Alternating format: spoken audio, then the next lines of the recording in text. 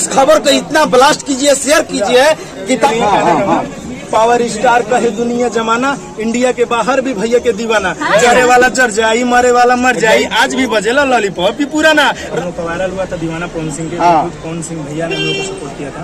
पवन सिंह भैया, हाँ, वही पूरा पैसा पूरा लगा के हम लोग, बिल्कुल बिल्कुल।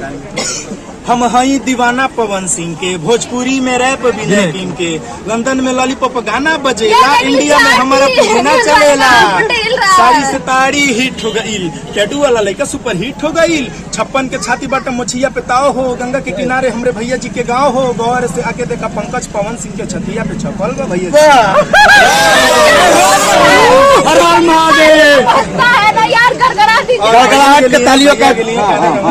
पावर स्टार का है दुनिया जमाना, इंडिया के बाहर भी भैया के दीवाना, जरे वाला जर जाई, मरे वाला मर जाई, आज भी बजेला लॉलीपॉप भी पुराना। रहा बाबू बच के तू ध्यान से रे, चल जाई बा झूठो के जान से रे, अकड़ के पकड़ के जेब में रखिया, पंगा न लिया बबुआन से रे। इनके चाल में रवानी जैसे गंगा के पानी, भैया आरा के शेर के ले दुश्मन के ढेर, टैटू वाला लड़का कमाल लगेला, भैया के रिपोर्टिंग बवाल लगेला।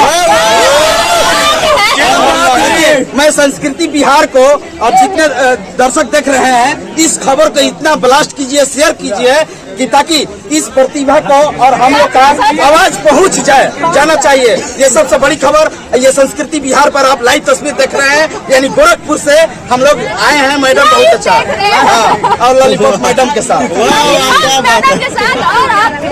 दोस्तों, अगर आपको वीडियो अच्छा लगा हो तो चैनल को लाइक कीजिए, सब्सक्राइब कीजिए। आपको इसी प्रकार के रोज नए नए कंटेंट आपको मिलते रहेंगे और चैनल पर आप बने रहें। चैनल को जरूर सब्सक्राइब कीजिए। बहुत बहुत धन्यवाद।